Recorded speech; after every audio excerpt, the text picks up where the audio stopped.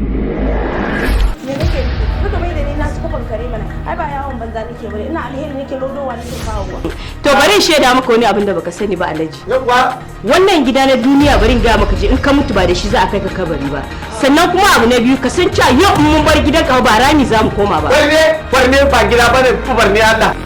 An dade ana cewa hannunka baya ribewa ka yanke kayar. A zama irin na duniyan nan ko kaza ba ta barin 'ya'yanta sakaka haka. Ku biyo ni mu je a shiri mai dogon zango rayuwar mu a yau. Gidan nan gashi siminti ne amma kuma kina daka. Ga ma shaida na duk kin fafasa siminti ina kallo. Ni yanzu karakata abin da wayannan suka mun wallahi kai baka mun ba. Yan kwayan? Su yan kwayan. Zai dai za mu tafi son sai gida. Martine abu zangan dare. Ai mun ba hankali ba rarumi. Na ga miki komai da ya kira na ki wannan baya shiga.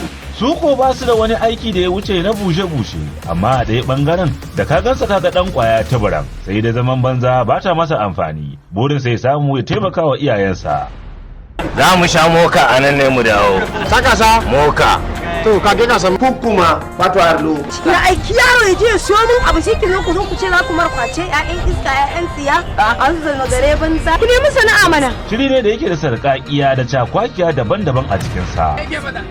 A wai kana ji abin da ya riga faɗa ai wannan. Wannan shayi ma baka da. Ki ba ta hukunci. Ko ki ba ki na kan ba wasa kake ji sosai. Ke ya saka kai ni ko gini. Rayuwar mu a yau. Kowa da irin tashi matsalar, wani bashi, wata talauci, yaudara, cin mutunci, rashin tausayi. Duk ashirin rayuwar mu a yau. Ka imani da su shaka. Kana da imani amma ya sani amma imani ka wato ya gudu ma wallahi. Ba saka ba yaro wannan kadimi abin ba. Ba kamo shi mana imani wanda ya gudu sai ka dawo ka samu. Shiryawa Alhaji Muhammad Sharif, tsara labari Sale Abubakar, ba da umarni Alhaji Uba Adamu Sa'idu Inkiya ɗan Yarbawa. Rayuwar mu a yau. Rayuwar mu a yau shiri ne da zai rika zuwa muku a kowace ranar Litinin da misalin karfe 8 na dare a tashar BRTV. Za ku isa kan YouTube channel Isa Bibun, MC ɗan Yarbawa Dariya TV, Sharps Production, BBY Top TV. Rayuwar mu a yau.